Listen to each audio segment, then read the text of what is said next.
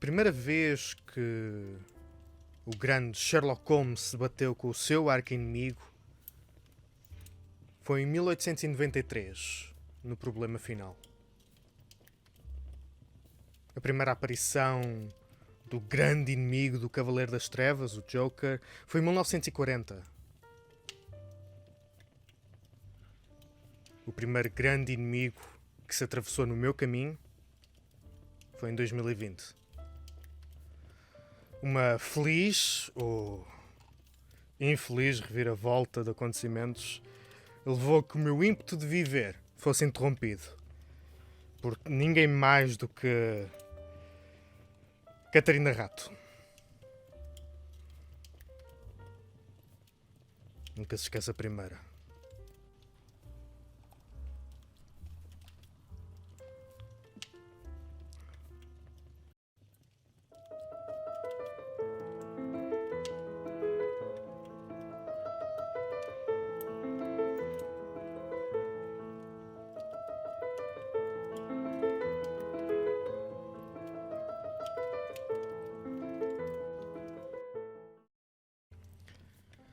Olá a todos e sejam bem-vindos a mais um episódio de Nunca Se Esqueça a Primeira. Mais um grande episódio que é suposto ser pequeno, mas depois prolonga-se para o dobro da duração que deve sempre ser. Hoje estou aqui com dois excelentíssimos e ilustres convidados. Primeiro, Filipe Pinto. Olá, Filipe. Olá, sou eu. É um prazer ter-te aqui comigo hoje. Neste episódio. Só hoje. E também tenho Ana Ferreira. A grande, em termos de personalidade e intensidade, vamos dizer assim. Ana, eu estava a tentar fazer uma piada sobre ela ser baixa, mas faltou-me a coragem. Um bocadinho. Não, faltou-me a ok. coragem. Eu olhei para os teus olhos Pronto. e pensei, eu não consigo. Não sou capaz. Eu vou sofrer represálias depois disto.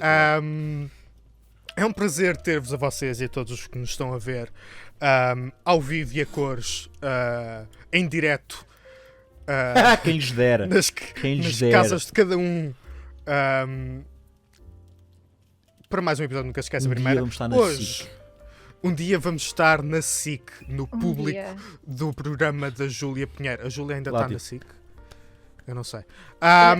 Não sei. Isto não é a Júlia, é a tudo que me Fátima, é uma delas. Sim, porque tudo o que me veio à cabeça era na TVI, você na TV a fazermos aquela merda da roda. O roda. Não, roda é só os por si. velhos no background a fazerem assim, fora de ritmo. Hoje vamos falar de um tema muito giro, muito giro. Isto é naquela onda de temas que trazem sempre mais alegria, que é relembrar os grandes pesares da nossa vida. É. Dentre esses pesares, Porque é interessante, é um tema recorrente interessante. neste programa. sim, já falámos de morte, já falámos de tanta Morte, morte, depois, na outra vez, O bullying. falámos de Tristeza. chorar, Morte. falámos de chorar e tristeza, mas porquê? Por causa de morte, penso eu. no último episódio começámos a falar de uma coisa gira e acabámos a falar de bullying. Portanto, isto Isto mostra muito sobre nós. a nossa linha de vida e o... Sim. né? Yeah. Enfim, vamos não tentar cair para aí logo no início do programa e vamos manter as coisinhas cá para cima, os animozinhos cá para cima. Vamos falar do primeiro inimigo memorável em D&D. Hoje é um dos nossos episódios dedicados a D&D. De vez em quando temos de ir pondo um ao outro para desenjoar dos nossos delírios sobre outras coisas que pensamos que percebemos. E hoje vamos falar sobre o nosso primeiro inimigo em D&D, que é interessante pensar. Eu, quando estava a pensar no tema para este programa, debati-me com alguns temas diferentes e com algumas interpretações diferentes que podem haver de o primeiro inimigo memorável. Porque, para mim, o meu primeiro inimigo memorável, por exemplo, não foi a primeira luta memorável.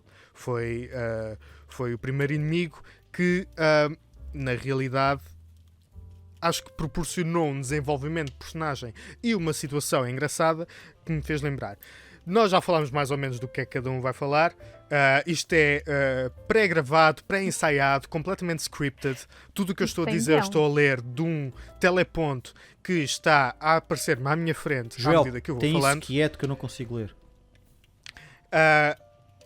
Mas vamos todos falar mais ou menos do mesmo tipo de inimigos memoráveis, mas ainda assim situações diferentes, e que vão mostrar porque é que os nossos traumas, quando as pessoas veem a campanha do Último Bastião e perguntam porque é que eles estão a agir assim, porque é que eles estão a ser ou tão cuidadosos ou não cuidadosos o suficiente, todo o nosso trauma vem de os inimigos que nos foram sendo apresentados ao longo dos Eu tempos. por acaso pensava que tu ias falar do facto de os nossos traumas são o entretenimento dos outros. E são, mas isso não há dúvida. Trauma, drama, é o que esta populaça gosta, não é? Quando digo esta população, não é só os nossos geeks, Não, o mundo, o vá. mundo. Só para não ser muito geral e muito vago, o mundo. O mundo. Porque existem outros povos que estão a habitar outros universos e não sabemos o que é que eles Outros gostam. Não, eles focam-se muito Calma. na indiferença. E para começar, vamos começar então pela primeira pessoa na minha lista, que é... não, espera, a primeira pessoa era eu, portanto, a primeira pessoa, vamos passar à segunda pessoa, Ana. Gostava que me Uau. falasses qual foi para ti o teu primeiro, assim, grande inimigo, assim, memorável, estás a ver? Nós já falámos muito desta campanha aqui Já. neste programa. Nós estamos Já. recorrentemente a falar do trauma que tivemos com a nossa primeira campanha. É uma maneira de E- nós mantermos viva aquela campanha nas nossas cabeças. Porque aquela campanha foi tão Porque de outra maneira não fomos intensa. capazes. Sempre a tirar essa à cara, mas ah,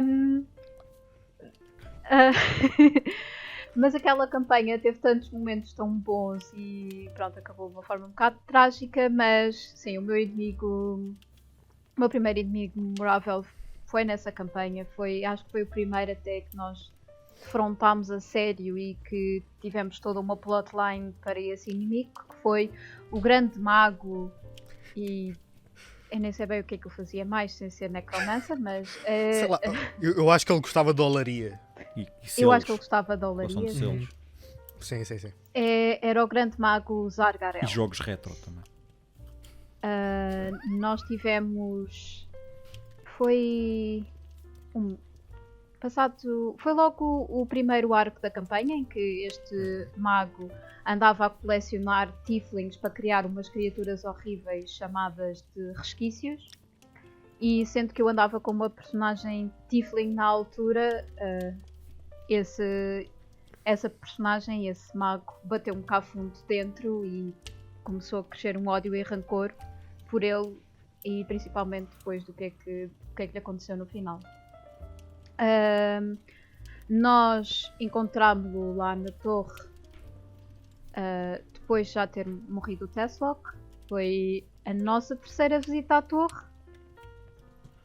Já nem sei. Eu acho que Foi, fomos lá tipo, não, foi 3 vezes. Torre Negra parte 3. Foi Torre Negra Yeah, parte foi 3. Torre Negra parte 3. Fomos lá vingar a morte do Teslock. Fomos lá finalmente acabar com ele. Fomos também salvar uma das nossas queridas personagens que já aparecem no Último Bastião, a Scalja. E na altura eu estou a meter os pés pelas mãos com esta história, mas a Valdis também ia connosco nessa excursão, se não me engano. E a Valdis connosco, nós fomos salvar a Scalja e vingar o Teslock da morte terrível que ele tinha tido às mãos dos resquícios. Yeah. E nós chegámos lá e assim que nós encontramos o Zargarel, na primeira ronda de combate morreu uma personagem. Como na Cold. Transformou-se imediatamente em gelo. O famoso Vini, que não é assim. O famoso. O famoso Vini. Calma. O famoso Vini foi transformado em infame. gelo, basicamente. O infame Vini foi transformado em gelo e eu passei a maior parte da luta escondida atrás de um pilar a dar dano no Zargarel, mas eu sentia raiva e rancor por aquele inimigo que andava a chacinar tieflings e que tinha prendido a Scalja, que é uma das minhas NPCs favoritas das campanhas. Ele depois depois de um combate intenso com aquele mago e depois de ter morrido uma personagem, no final, que é uma das minhas situações favoritas, ou numa das minhas batalhas favoritas, é que o Nixus acabou com o Zargarel ao ser catapultado pela Valdis.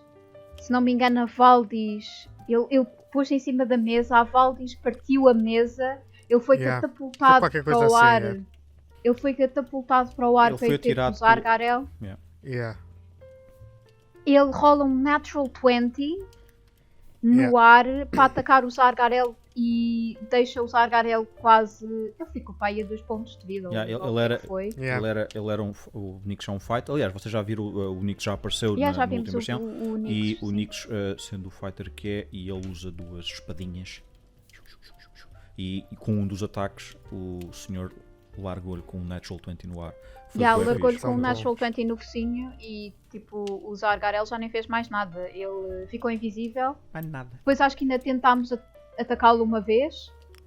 Mas o filho da mãe ficou invisível e fugiu. Acho que ainda nos tentou atacar com uma fireball ou qualquer coisa assim. Sim. Ainda nos tentou atacar antes de se ir embora. But the bitch got away. E ainda hoje sinto rancor por o gajo ter escapado. Porque nós estávamos a uma unha de o matar e o Ricardo diz, ele agora fica invisível, vai-se embora. E nós tipo... E até hoje ele anda aí por Arcádia. E até hoje ele anda aí por Arcádia. O último bastião ainda não teve contacto com ele. Nem esquece da existência dele. Ou já teve e não sabe. Mas espero bem porque o facto de ter sido em Torre Negra parte 3 era o que já havia uma tal... porque eu vejo quase as nossas personagens a terem outro stat, tipo outra barrinha ao lado do HP e de tipo mana ou spell slots, ter uma barrinha de frustração que com o Zargarel já estava tipo no Sims a deitar gotinhas por cima, cheinha, vermelha. Porque tantas vezes em que ele aparecia e depois basava. Então, ele, na parte 2, ele apareceu lá no cimo, na varanda, fez a fireball e o Tesla já estava morto, ainda ficou mais morto. Pronto. E depois, na parte 3, cada vez que nós íamos lá, perdíamos uma personagem. E depois, na parte 3, ele escapa e ainda faz uma fireball só para usar com a nossa cara antes de ir embora. Não, porque eu acho piada. Depois aí. Foi aí que depois o Nix pegou fogo à biblioteca, não é? Que sim, que aquilo estava cheio de magic items. Estava cheio de magic items. Aquilo estava cheio de scrolls. Se bem que tecnicamente estava cheio de magic items. São magic items, ainda lá estão, porque os magic items são imunes a esse tipo de coisas, mas sure. Mas depois... Ele pegou fogo, não pode ser, porque depois a torre foi destruída. Nós saímos mas eles lá são e imunes a esse tipo. Estão lá enterrados no meio dos escombros, é o que eu imagino que aconteceu. Agora, mas a cena é essa, que depois aquilo, nós a fugirmos de lá de dentro com a torre a desmoronar-se atrás de nós, não é? Foi boa cinemática. E também não foi a torre a desmoronar-se atrás de nós e depois a maré de resquícios. Ou eu estou a confundir com outra. Não, foi a maré de resquícios que veio atrás de nós. Porque a cena é, nós estamos a fugir enquanto a torre está-se a desmoronar, passamos por aquele buraco na parede que lá no fundo estão os resquícios todos e o Garth decide tipo, deixa-me lá ver, e ele olha lá para baixo e vê-os todos tipo World War Z a treparem uns por cima dos outros, a saírem do buraco. E depois eles começaram tipo, a olhar em ti e depois começaram-nos a perseguir. Foi com... Nós saímos lá com os ability... Foi com... Ability checks, acho eu. Com senão éramos skill challenge. Um skill challenge. Porque senão éramos comidos pelos resquícios. Aquilo foi uma luta maluca. E depois a cena no elevador, que lá em cima tinha aquela porta mágica que falava... Como é que é? Se dissesse sangue, não era? Tinhas de dizer sangue. Era um enigma tão estúpido, porque o enigma dizia a resposta. E o Garth, personagem mais estúpida, sangue. Não era. Tu tinhas de fazer a porta dizer sangue. Era assim. A porta tu tinhas de fazer a porta dizer sangue. Acho que estava escrito no chão, era tipo diz sangue. Mas não era para tu dizer sangue, era para a porta dizer sangue. Exatamente. E depois, só que era tipo. Mas o enigma acho que dizia qualquer coisa como para a porta abrir, sangue tem de ser dito ou qualquer coisa assim. Mas eu lembro-me que a primeira vez na Torre Negra, parte 1. Ou parte 2, o Garth tentou arranjar uma maneira bué, tipo, elaborada de enganar a porta a dizer sangue, tipo, o que é que corre nas minhas veias e não sei o quê. Mas na parte 2, o Garth só disse: porta, podes dizer sangue. E ela disse sangue. E abriu-se. Sim. Mas o que eu me lembro disso é, lá está, o Zargarel apareceu tantas vezes e saiu, parecia estar tanto fora do nosso alcance, e quando finalmente está dentro do nosso alcance, e lá está a parte de o Garth, a minha personagem, porque as experiências e os resquícios que este feiticeiro estava a fazer, as experiências necromânticas, era ao utilizar este amuleto este amuleto mágico. Também é um espírito Arcádia, de um espírito arcadiano chamado é Andras.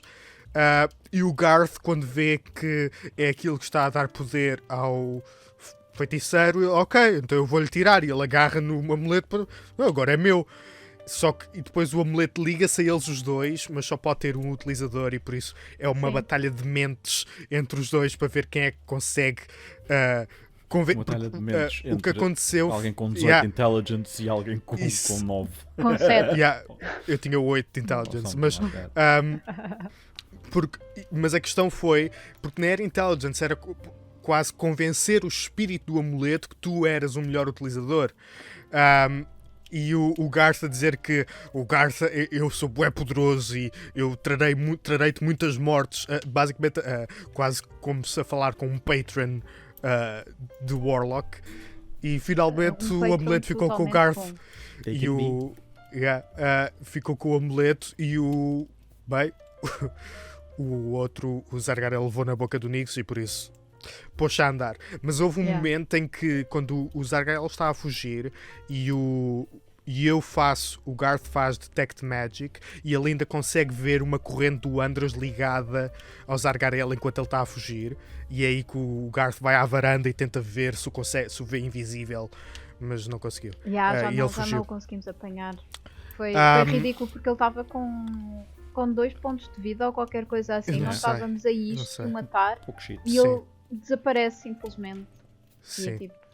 E foi uma das nossas melhores foi épico. Sim, foi épico. Porque foi no seguimento de o Zargarel ter tentado atacar pórticos com os resquícios todos, ter feito aquele ultimato de demo que eu quero, ou eu vou atacar pórticos. E pórticos foi... Essa batalha, eu adorei essa batalha, porque foi aquela questão de o Ricardo a tentar ainda ver como é que se fazia de uma personagem a lutar contra uma horde.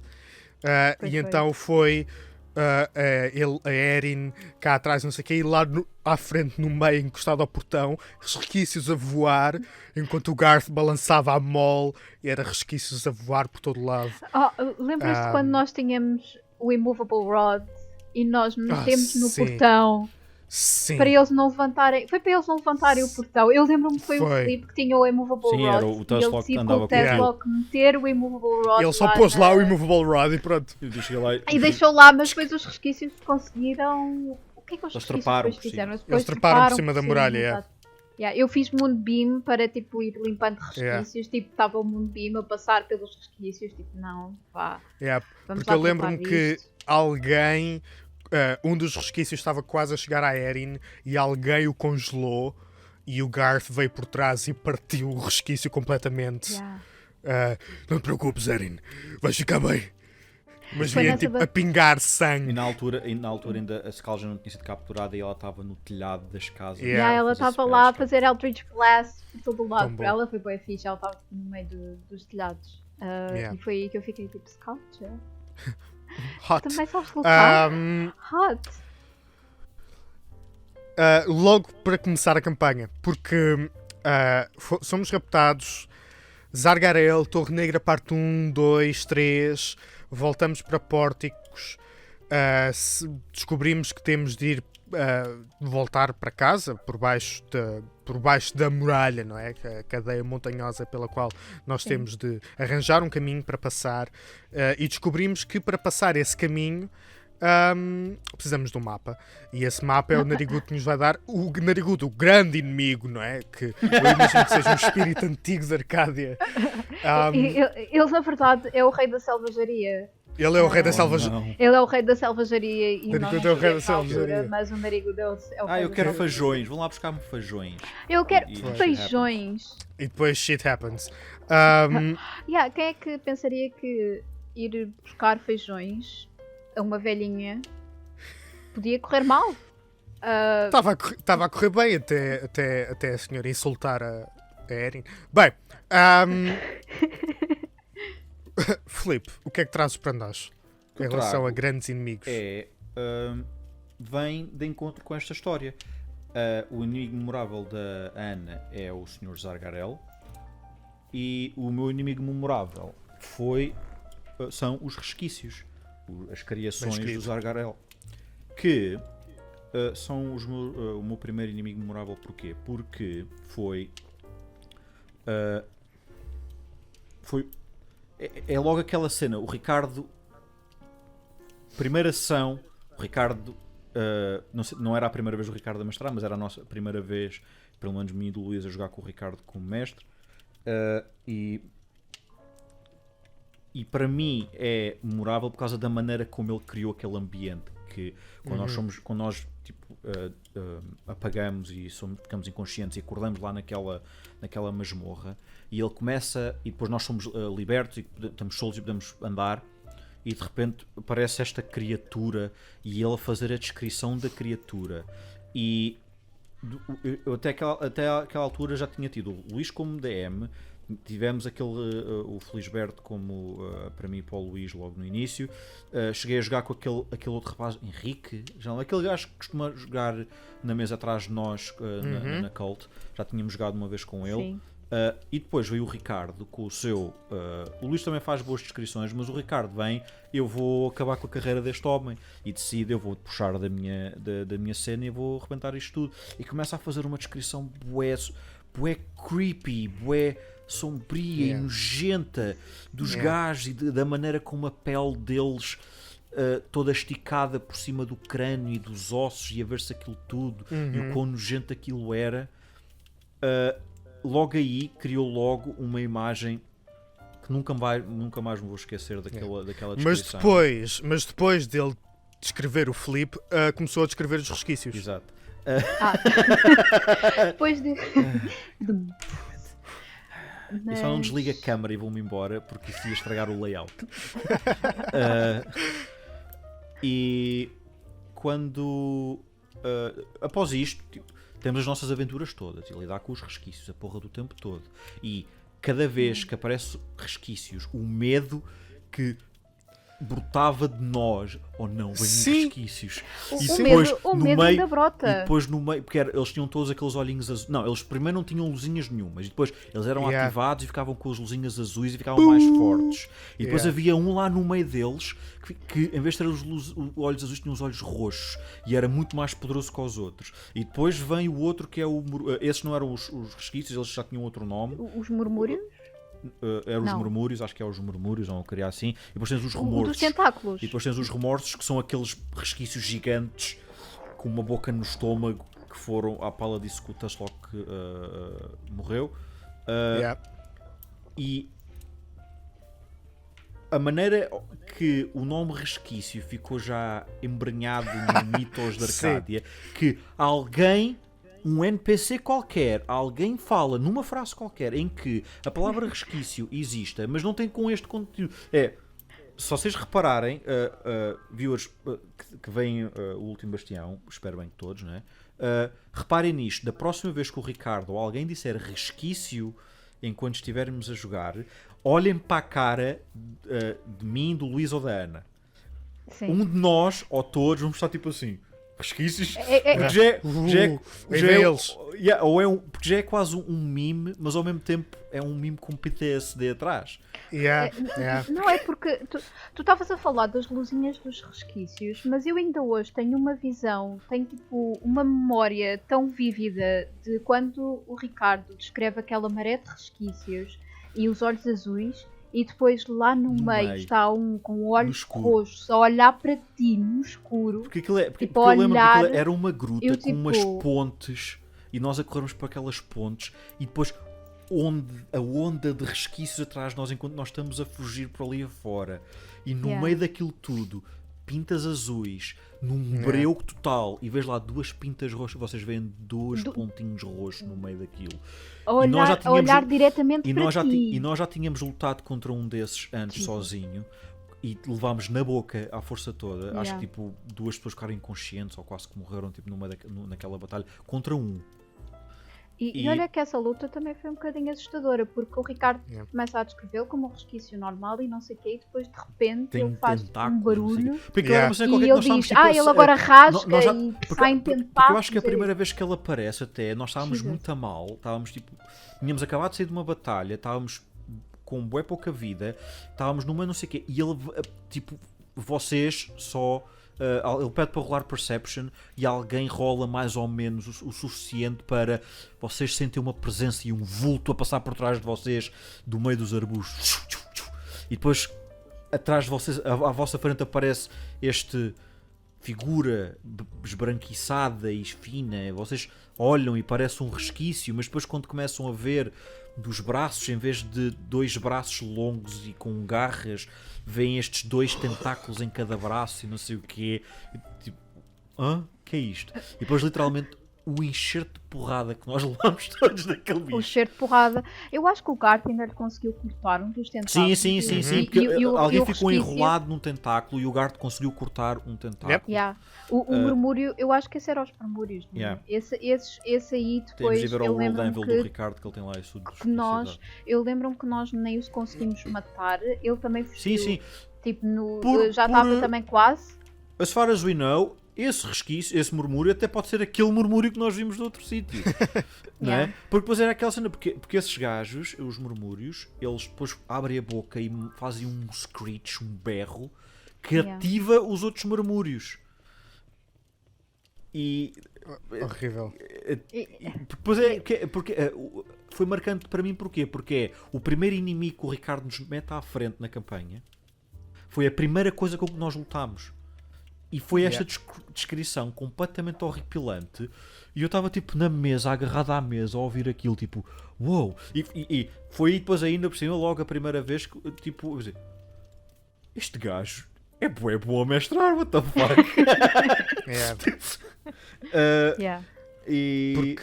Porque toda a dungeon, bem, logo aquela primeira, porque era o facto de tu estares a fugir de uma maré de resquícios e ao mesmo tempo teres de resolver um labirinto para conseguir sair, em que é tipo o Garth a pedir por tudo a Belor e Belor tipo, puxa-lhe a mole para o caminho certo e o Garth tipo... e a mole do Garth puxa-o para o caminho certo e depois alguém rola survival e consegue sentir o vento, o ar a vir do outro caminho. Eu acho que fui eu. Mas não, é porque depois o elevador ia subir o elevador. Bué devagarinho. E os resquícios lá em baixo. A empilhar-nos. Mas agora a cena é logo no início, que é nós estamos naquelas celas. Nós soltamos das celas, saímos cá para fora e temos o Fern, que era aquele NPC que vinha connosco, que era um velhinho, um pobre velhinho condutor da carroça, espetado pelo tornozelo num espigão de cabeça para baixo, a escorrer o sangue. A sangrar para o circo. Exato, e o sangue dele a permear e a encher estas frechas no chão que fazem o símbolo do Andras. E depois aparecem estes bichos. Tipo, toda aquela cena. Porque depois, ainda por cima, naquela altura, estávamos a jogar presencial e o Ricardo é demasiado. Em termos, ainda por cima, em cenários, esse tipo de cenas, ele é extremamente um bocado overachiever. Que é, ele desenha os cenários em cartão, bué detalhados, e depois caixinhas que ele faz em 3D, tipo caixotes e barris e cadeiras e mesinhas e não sei o quê. E ele consegue desenhar um mecanismo que abria as células no meio. Ele depois tinha as minis que ele tinha na altura eram minis de papel postas numas fichinhas de madeira, e eu lembro-me daquilo ter um palito espetado lá numa pedra e ele fez literalmente um buraco na mini do Fern e espetou a mini do Fern de cabeça para baixo naquilo, e depois ele mete os resquícios no Battle Map, e nisto tipo, what the fuck is happening?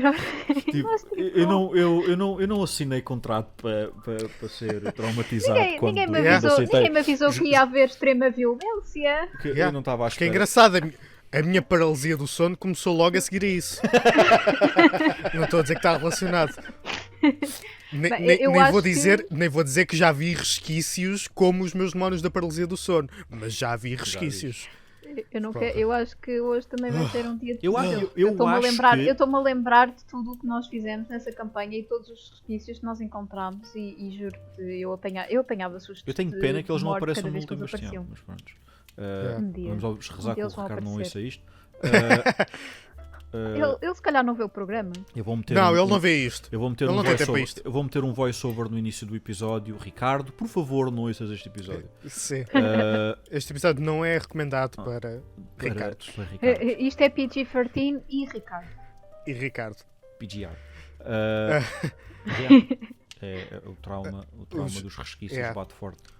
Sim, resquícios, lá está, porque pronto, toda essa campanha, mas logo no início sermos atirados a pés juntos, a seco, sem qualquer tipo de lubrificante para esse tipo de aquela situação. Cena que era, naquela altura eu e o Luís já jogámos D&D há algum tempo, não há muito, mas há algum tempo, então nós já tínhamos algum knowledge de alguns monstros, já tínhamos visto o Monster Manual, já tínhamos folhado aquilo, já tínhamos ideia do que é que são monstros de D&D.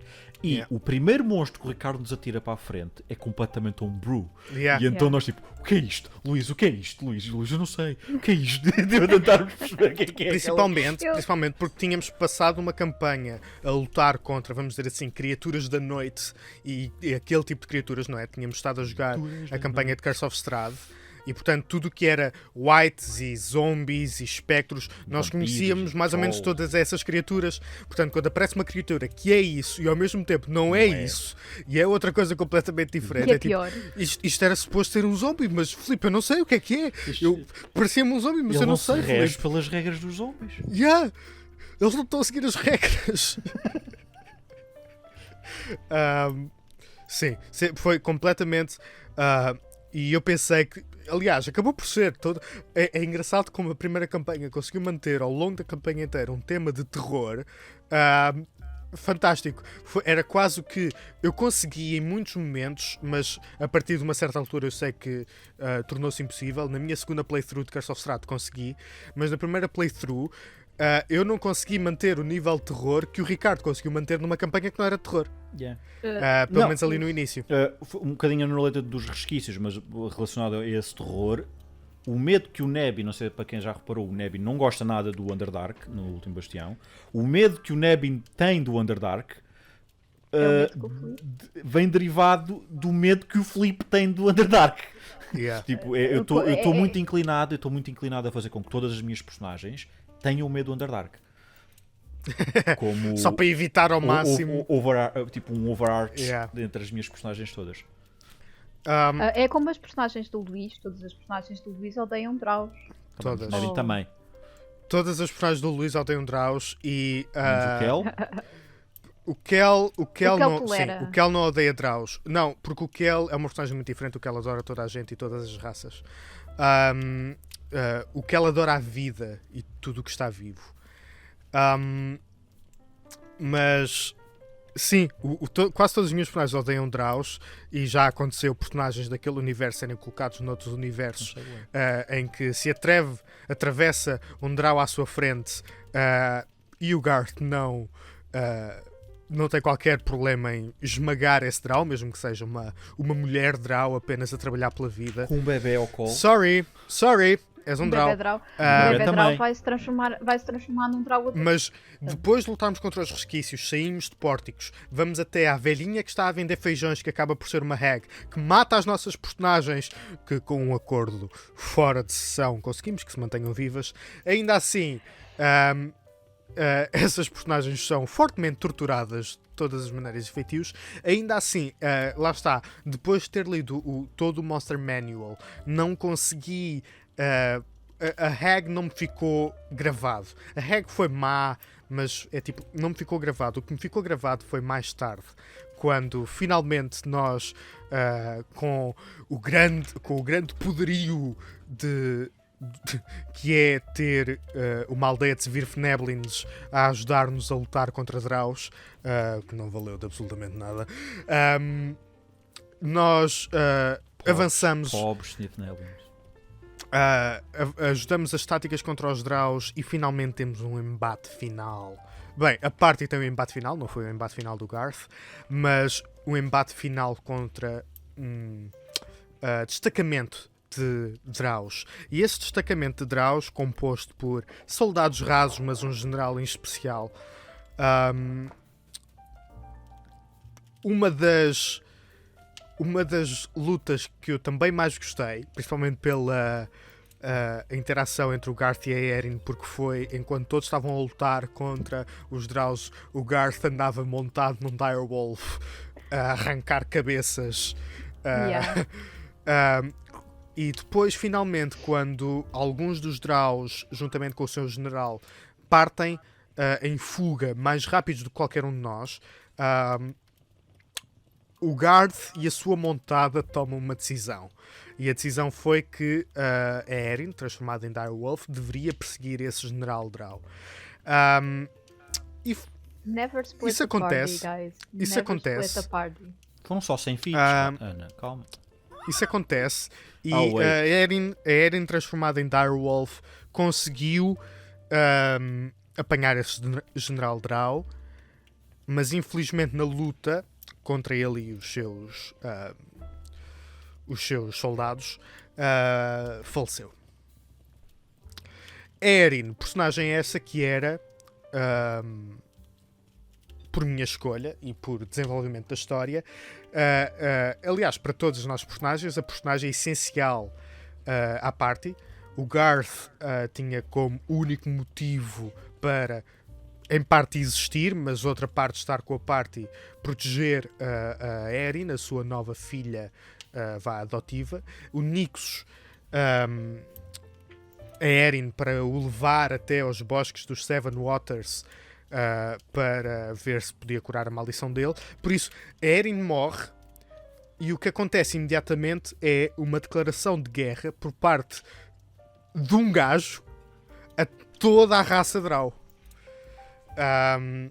E para mim, isso fez com que Drow, o inimigo de Drow e aquele general em especial, se tornasse o grande inimigo do Luís, mas naquela altura do Garth.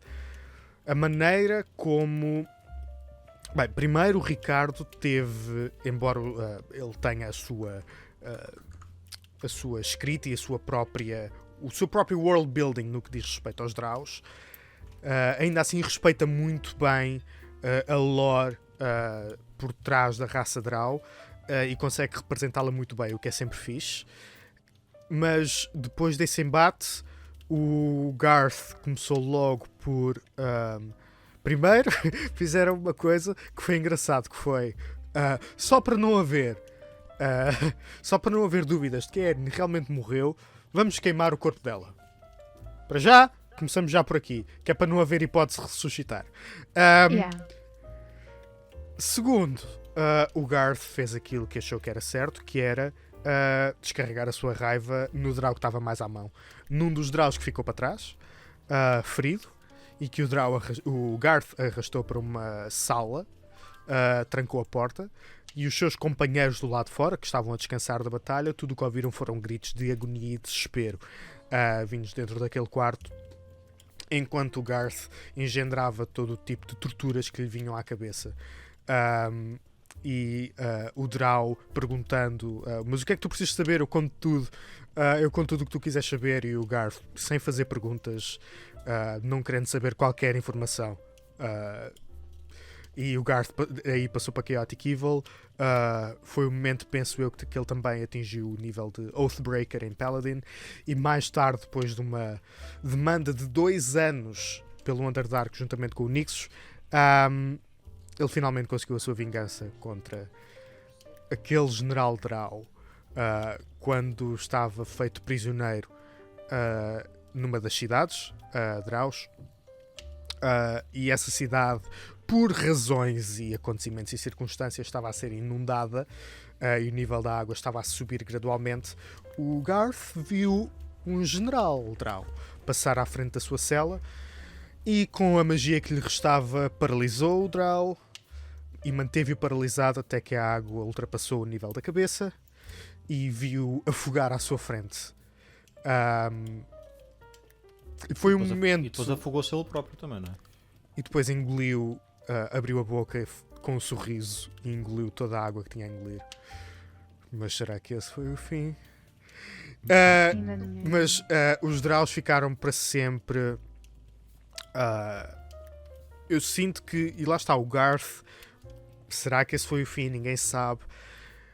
Eu sinto que os Drows, depois, na representação que, por exemplo, a cara e ilustre Catarina Rado fez numa pequena aventura em que nos permitiu utilizar as nossas antigas personagens de novo, e apresentou à minha frente de novo uma mulher Drow,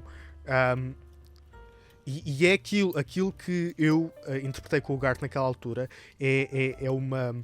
É um ódio, é muito daquilo que eu gostei, é muito daquilo que o Nebin fez com o Ganin, que é, não, desculpa, o facto desta pessoa ser aquilo que é impossível ser outra coisa, é impossível, tipo, não, mas ele é amigo, não, é impossível, deixa essas ilusões. Claro que é possível. Nós sabemos disso, até porque o Ganin é o mais recente membro do Último Bastião, e o Último Bastião não... Sure. Eu mal posso esperar para o ver. Isto já vai sair. Portanto, eu mal posso esperar para ver o seu nome na lista de recrutamento para a missão final. Sim. Contra... Oh, meu... Fui eu que sugeri. Fui eu que sugeri o Ganon.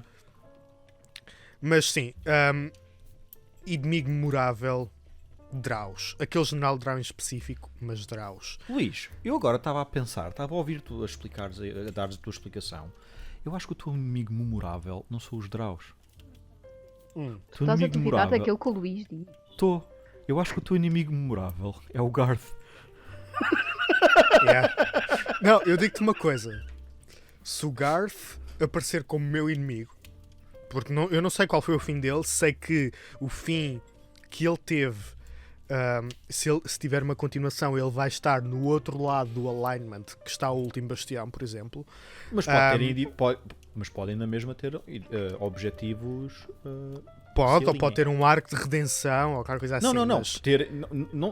Não se redimir, mas ele pode ser Lawful Evil ou Chaotic Evil ou caraças, mas não tem de estar do lado dos maus. Ele pode ser Chaotic Evil, mas com os objetivos dele contra os outros Chaotic Evils, não é?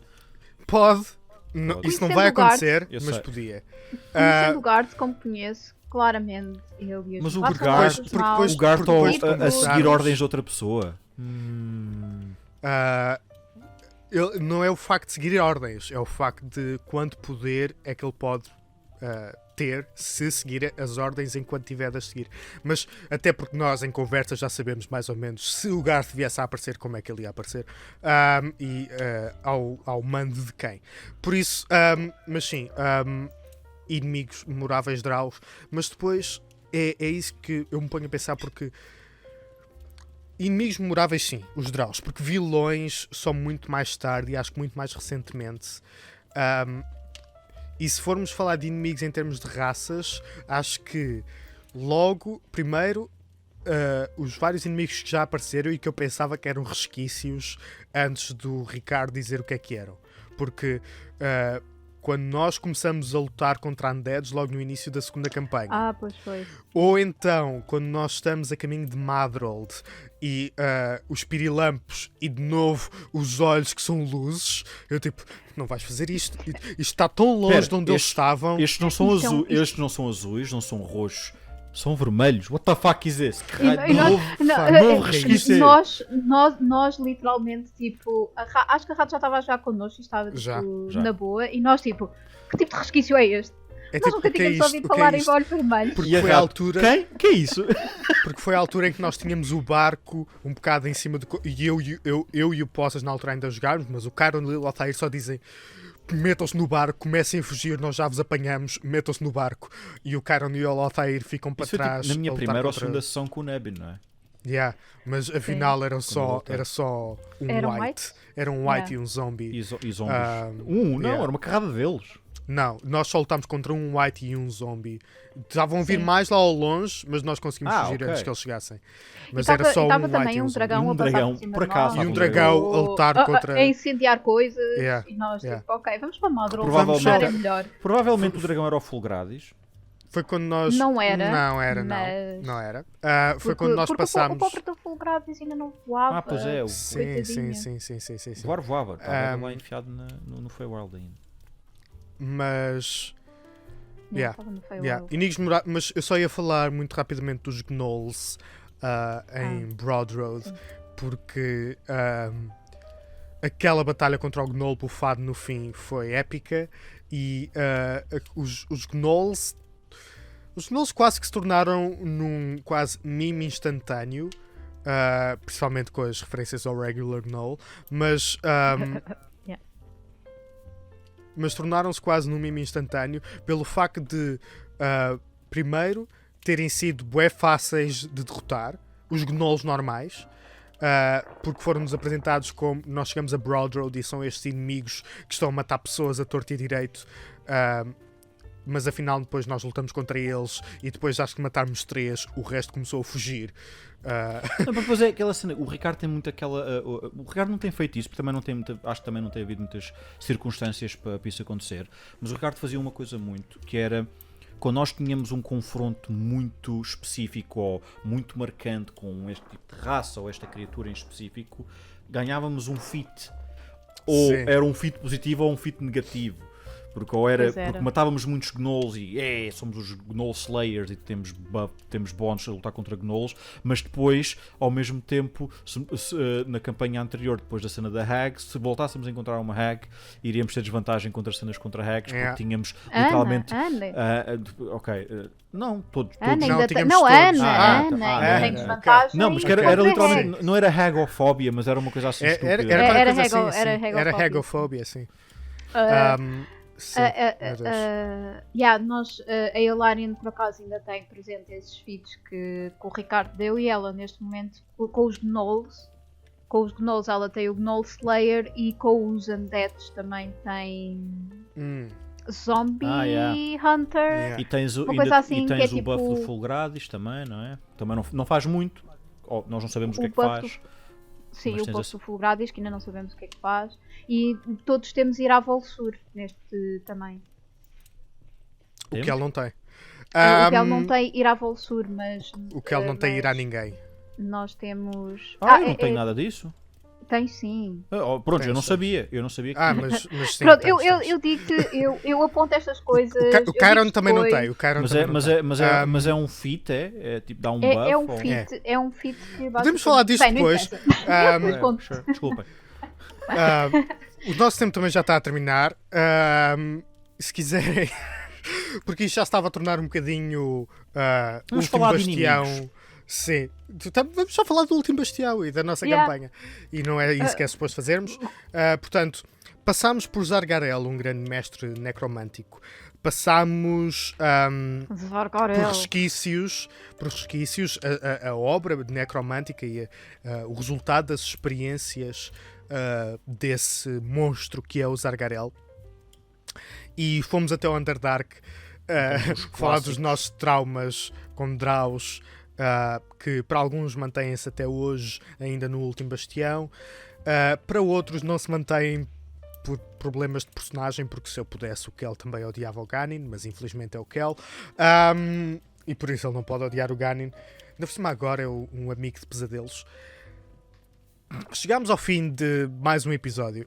E no fim dos episódios eu gosto de fazer aquela pergunta sumária. E aquilo que eu me ponho a pensar é, depois de todos os inimigos com os quais já lutámos ao longo das 2 campanhas, se vamos imaginar que nos punham o último bastião em algo como aquilo que o Ricardo já criou, que é uma arena com diferentes tipos de inimigos. Se pudessem escolher um inimigo que gostariam de ter uma desforra, e nós já falámos, eu acho que sim, uma desforra, um inimigo memorável que gostavam de ver regressar para uma batalha final a usar tudo o que sabem agora. É basicamente se soubesse o que sei hoje contra um inimigo que já tivesse lutado. Agora vou trocar um bocadinho a ordem. Filipe, o que é que dirias a esta pergunta? É difícil. É complicado. É complicado porque isto corre o risco de ser a mesma resposta para todos ou de não ter resposta. Pá, só mesmo para me fazer sentir bem, ia buscar aquela hag em específico. Aquela senhora que quase nos destruiu a campanha com um lightning bolt. Um Nebin sozinho contra aquela hag. Contra aquela hag, acho bem. Muito bom. Ana, mesma pergunta. Também tenho que pensar um bocadinho, porque já são vários inimigos que nós defrontamos. São muitos. E há sempre aquela raiva reminiscente. Mas... Não, mas tem de ser a desreforra, ou seja, aquele que conseguiu escapar, ou aquele que ganhou. Pá, tem que ser o Zargarel. Tem que ser o Zargarel. Tem que ser o Zargarel. É o Zargarel e Volsur. Esses são os dois que eu escolheria. Os dois ao mesmo tempo. Volsur, double team. Com o Zargarel no olho. Pá. Sim. Eu batia em Volsur com o Zargarel. Eu tocava no Zargarel e batia repetidamente em Volsur.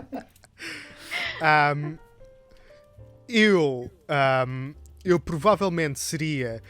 Porque lá está, se pensarmos com personagens atuais, com o Kel, o inimigo que eu gostaria de ter de volta para lutar era o Volsur.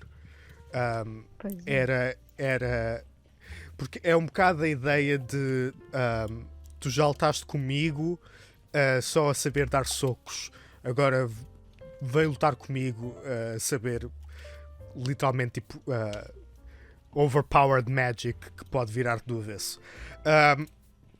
Mas provavelmente eu gostaria de também mencionar, se fosse com o Chiron, o inimigo mais memorável que eu gostaria de... O Chiron estar ali, o Chiron estava ali, não é? E vinha aquela pessoa, não é? Ele, tu és aquele que eu queria desde o início. E ainda nunca. Era o Comandante Stonecrest. Comandante Stonecrest, o inimigo mais memorável do Chiron. Eu sei, toda a gente agora... mas ele é um bom homem, está a ajudar a salvar Greyhold. Mas eu por mim estava a comer terra. Não, mas o Chiron não é um bom homem. O Chiron não é um bom homem. Nunca foi nem nunca disse que era. Até me gasguei. Isto é Blur ou... Queres que eu faça a outro? Queres que eu faça a outro enquanto... Foi um prazer. Não, eu estou bem. Foi um prazer ter-vos aos dois aqui. Foi um prazer ter as pessoas lá em casa a ver. Foi um prazer falar sobre pesares e fardos e fatalidades. De uma forma tão leve e alegre. E hoje não acabámos. Não acabámos mal. Não foi catártico. Por acaso até não foi uma tristeza hoje. Foi renovar raivas. Não, foi catártico. Foi relembrar e sedimentá-las e calcá-las. Ok. Calcar. Ali, calcar. Calcar. Pronto. Acabamos o episódio a calcar. Falta aquelas coisas, Luís. Tens que fazer. Pois é. Gostar, subscrever, comentar e depois ir às redes sociais e fazer as mesmas coisas. E ir ao nosso canal ver o resto das coisas. Se quiserem dar sugestões. Também. Podem dar sugestões. Se faz favor. Tchau, tchau. Bye. Fade out.